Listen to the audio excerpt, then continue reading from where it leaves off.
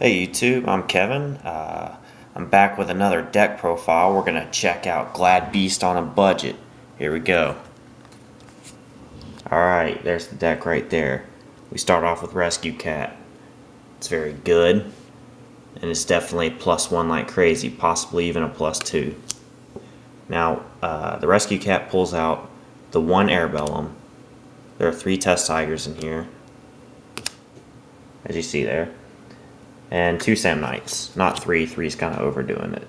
But there are 6 beasts that you can bring out with the 1 Rescue Cat. Now on to the Glad Beast. The rest of the monsters in the deck are Glad Beast actually.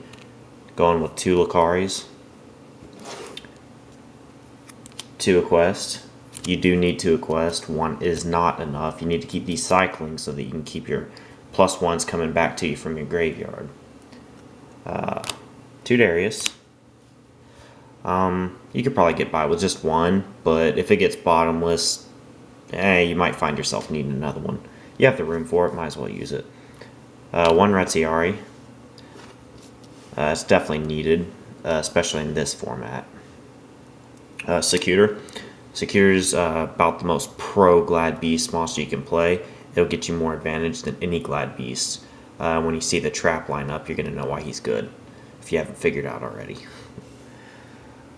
Glad Beast Bestiari, staple. Glad Beast Marmillo, staple. Alright. Apparently that's all the monsters. Alright, let's go on to the spells. 3 Shrink.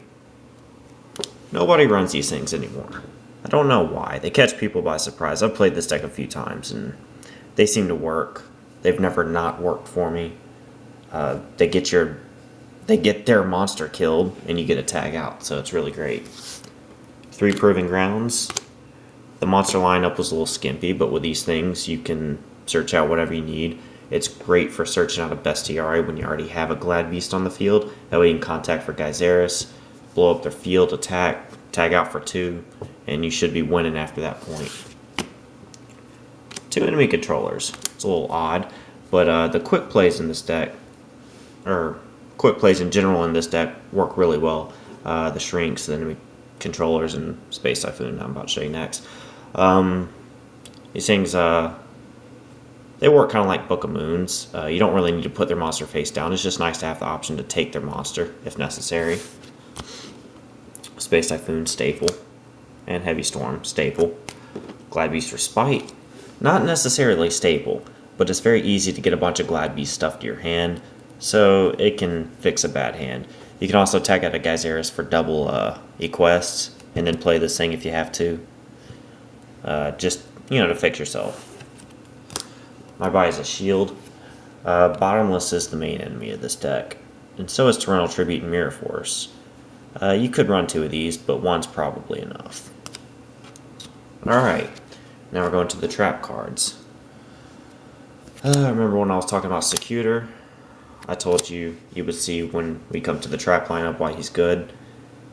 3 Wabakus make him good, along with every other Glad Beast in the deck. Plus, a nice shiny defensive tactics. It's a 4th Wabaku. You should always have a Glad Beast monster on the field, so, it works exactly the same as a Wabaku, except it recycles back in your deck. 2 War Chariots. 3 is too much, especially when you're going to be recycling them like crazy. You're probably only going to use 1 per turn anyway. Trap Stuns. This is the reason why this particular build, on the budget that it is, can still beat a lot of other decks. I don't really have to worry about oppression that much. And just like my buy as a Shield does, I can stop Mirror Force or Bottomless or Torrential with this thing. And it works very well. Works great against Threatening too. Trap Dust Shoot. You probably haven't seen this card see play in a while, but it does work. It's still very pro. Call the Haunted. Just bring back your Glad Beast, tag out. Fairly simple.